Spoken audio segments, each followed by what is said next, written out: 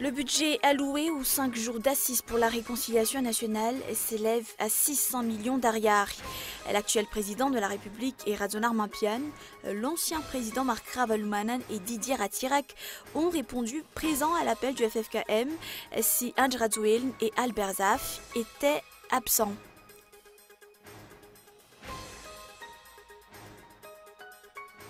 Certaines formalités tendent à pénaliser de nombreux candidats maires. Régularisation des impôts oblige. Certains candidats doivent payer des sommes faramineuses pour obtenir le document 211 bis.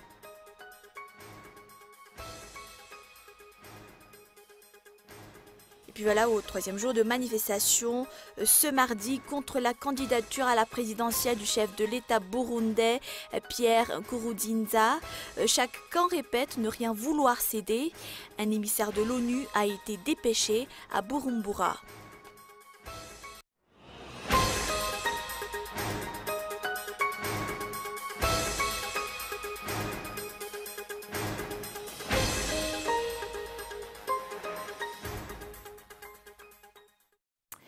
Bonsoir à tous et bienvenue dans votre journal.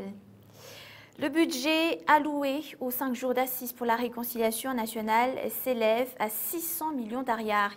L'actuel président de la République est Radzonar Mampian, l'ancien président Marc Ravalomanan ainsi que Didier Rattirac ont répondu présents à l'appel du FFKM si Ange Radzueln et Albert Zaf étaient absents. Selon le président du FFKM, le pasteur Lal Arasinja Hassan, ces assises vont se focaliser sur le développement économique, politique et social de Madagascar. Zora Kutunjin. 1800 participants sur les 2000 attendus sont venus à l'ouverture des assises nationales pour la réconciliation nationale placée sous l'égide du FFKM ce jour. Pas plus loin que la semaine dernière, la mouvance Ravalomanan a annoncé son retrait de ce processus. Aujourd'hui, il était le premier à arriver sur les lieux au centre des conférences internationales IVAT, suivi de Didier Rattirac, puis du président et Radzonar Mampian.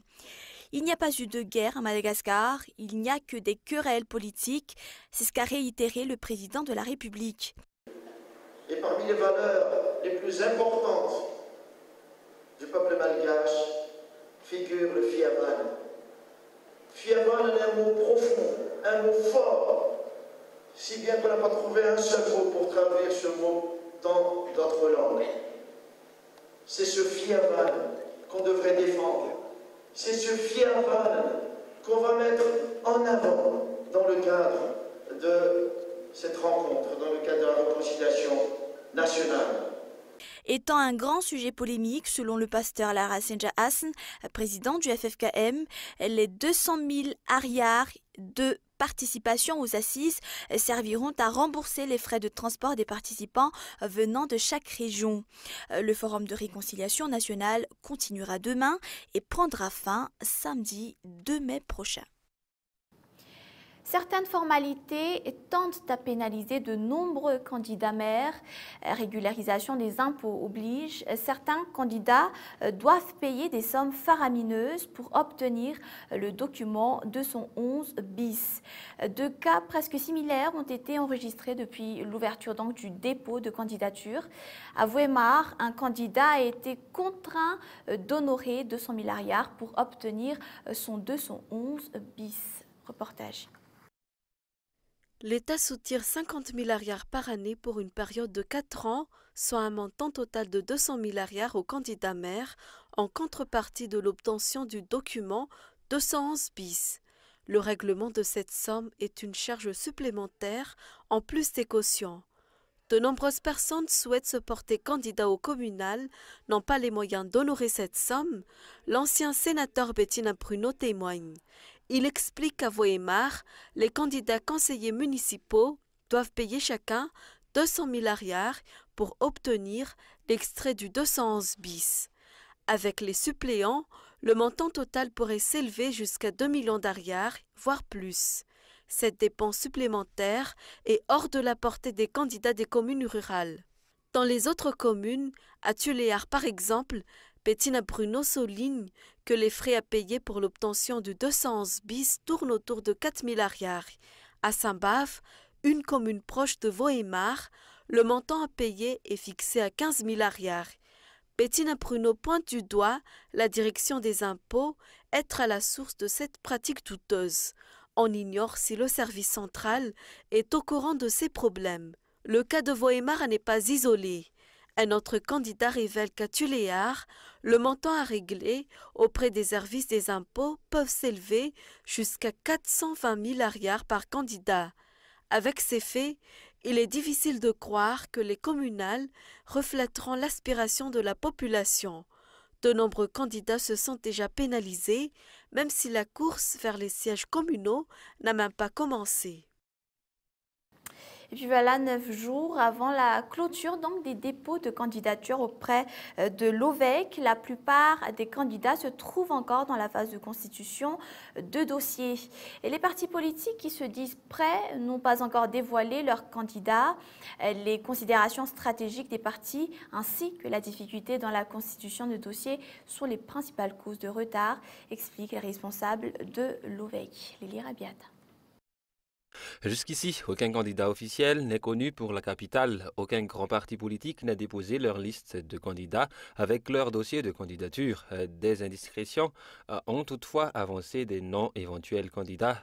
Pour le bureau de l'OVEC Antananarive, seuls 2 candidats indépendants de la Varadjan se sont montrés prêts. Jusqu'à ce jour, 90 demandes de renseignements ont été enregistrées au bureau de 7 branches de la Commission électorale nationale indépendante de la transition. D'après les explications, le retard des dépôts de candidature est une stratégie de partis politiques pour ne pas dévoiler leurs candidats potentiels. 90 personnes ou groupes ou partis qui sont venus nous contacter pour prendre en charge le compact disque pour les dossiers de candidature.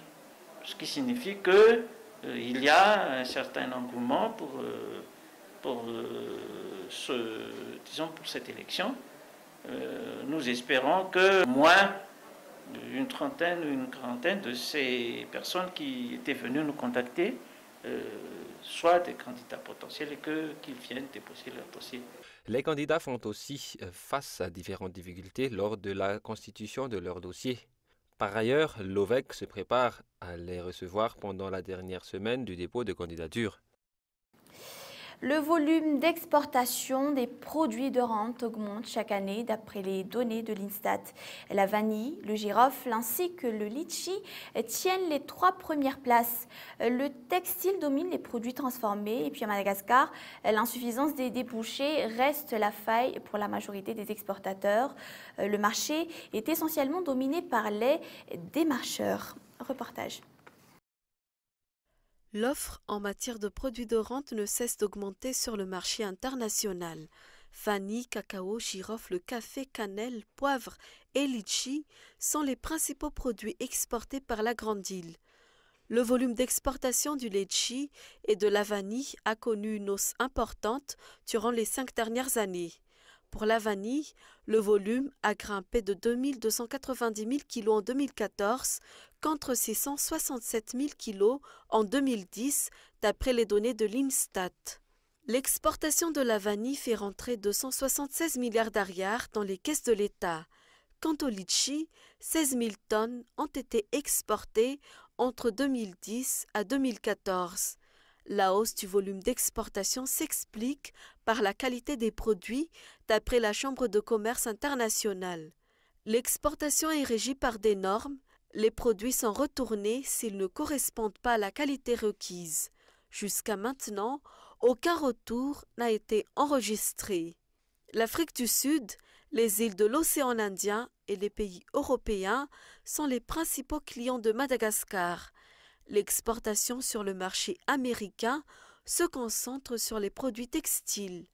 À travers la plateforme AGOA, 55 812 tonnes à 85 000 tonnes de produits textiles par mois ont été exportées vers les États-Unis durant le premier trimestre de cette année.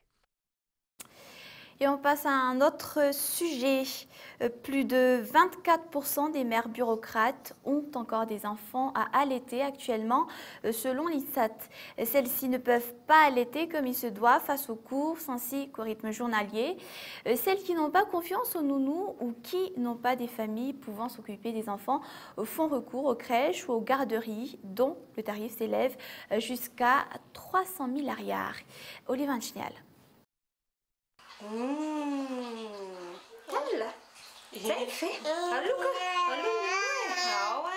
Ce bébé, ne pouvant plus être allaité conformément aux normes, est nourri avec du lait en poudre. Sa mère part au travail vers 7 h du matin et ne revient qu'à 19 h. Une boîte de lait en poudre vaut environ 40 000 ariars et à la pharmacie, un prix élevé par rapport au pouvoir d'achat d'un foyer. Cette mère de famille doit prévoir au moins 50 000 ariars par mois pour les couches et le lait. Il existe du lait en poudre en sachet qui coûte moins cher et cela arrange les parents. Pour cette mère de famille, elle se rend à la crèche vers 7 h du matin pour déposer son petit bout de chou et le récupère vers 18 h du soir. Elle paie plus de 300 000 ariars par mois pour les frais de la garderie et les fournitures telles que le savon de toilette, les couches et le lait. Les gérants de crèche avouent qu'ils ne peuvent pas remplacer les mères des enfants, mais pour que ce système n'ait aucun impact sur l'affection maternelle, les nourrices doivent bien gérer l'attention portée à l'enfant. Ce risque sur la relation entre la mère et l'enfant est l'un des inconvénients des crèches. Cependant, les enfants de crèche ont des plus sur le relationnel et l'intelligence grâce aux autres enfants qui y sont et les activités proposées par le centre. Et voilà, nous passons aux actualités internationales. Le bras de fer se poursuit au Burundi et rien pour l'heure ne permet de dire quand il s'achèvera. Alors que le pays connaissait aujourd'hui son 3e jour de manifestation contre la candidature du chef de l'État, Pierre Nkurunziza, à la présidentielle donc du 26 juin, ce dernier a fait savoir qu'il ne renoncerait pas à briguer un 3e mandat. C'est un reportage de France 24. Une nouvelle fois, ils bravent l'interdiction de manifester. C'est leur 3e jour consécutif dans la rue et toujours la même revendication. Pas de 3e mandat pour l'actuel président. Face à eux, des policiers prêts à intervenir. Pour les tenir à distance, les manifestants ont fait un feu. Tout a commencé samedi lorsque le président Pierre Nkurunziza a été désigné candidat à la présidentielle du 26 juin prochain par son parti. Pour l'opposition, l'ex-chef rebelle de 51 ans, à la tête du Burundi depuis 2005, n'a pas le droit de se représenter. La Constitution n'autorise que 2 mandats de 5 ans consécutifs, idem pour les accords d'Arusha, signés en 2000. La tension est montée d'un cran dimanche. Protestataires et forces de l'ordre se sont affrontés. Jets de pierre d'un côté, canons à eau, gaz lacrymogène et tirs à balles réelles de l'autre.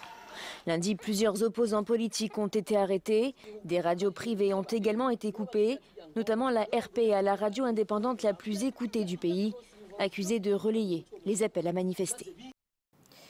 Dans le reste de l'actualité internationale, la Cour suprême des États-Unis a examiné aujourd'hui, lors d'une audience exceptionnelle de 2h30, la constitutionnalité du mariage homosexuel. Il s'agit là donc de dire si les couples de même sexe peuvent se marier partout dans le pays. Et des centaines de militants des 2 camps étaient attendus dans la journée devant le temple de la justice. Plusieurs milliers d'Américains ont déjà manifesté ce week-end à Washington. France 24. Un enfant a besoin d'une mère et d'un père. C'est derrière ce slogan que des dizaines de manifestants se sont rassemblés devant la Cour suprême américaine. Chrétiens orthodoxes, militaires, conservateurs, tous sont contre le mariage entre personnes de même sexe. Dieu ne nous a pas créés comme ça. Notre nation est basée sur de bonnes fondations. Notre pays est en plein essor et si on franchit les limites, on se heurte à des problèmes dans l'avenir. C'est dans la Bible. Le mariage doit se faire entre un homme et une femme. La Cour suprême n'a pas l'autorité de redéfinir cela, ni même d'en débattre. Juillet 2011, Phyllis et Connie se disent oui à New York. L'État du même nom vient tout juste de permettre le mariage gay. 2 ans plus tard, la Cour suprême abolit une partie de la loi qui définit le mariage comme l'union entre un homme et une femme, mais laisse chaque État libre de l'interdire. Résultat, aujourd'hui, sur les 50 États, seuls 37 l'autorisent. Sur les 13 États restants, 2 l'interdisent formellement, la Géorgie et le Dakota du Nord, ici en rouge. Pour la Louisiane, le Tennessee, le Kentucky, l'Ohio et le Michigan en jaune, la procédure de législation serait en cours. En revanche, pour les États en bleu, Texas, Mississippi, Arkansas, Nebraska et Dakota du Sud, elle a été suspendue. Enfin, le Missouri, en orange, reconnaît les mariages homo célébrés dans les autres États, mais interdit les unions gays sur son sol. Un point sur lequel ces 9 juges de la Cour suprême doivent également s'exprimer, de même que sur les garanties offertes par la Constitution aux personnes de même sexe mariées. Droit à la retraite, droit de succession notamment. La réponse de la Haute Cour est attendue fin juin. Et voilà, l'heure est au rappel des points de ce journal. Le budget alloué aux 5 jours d'assises pour la réconciliation nationale s'élève à 600 millions d'ariars. L'actuel président de la République, Erazzon Armapian, l'ancien président Marc Ravaloman et Didier Rattirac ont répondu présent à l'appel du FFKM si Yann Razouil et Zafi Albert étaient absents.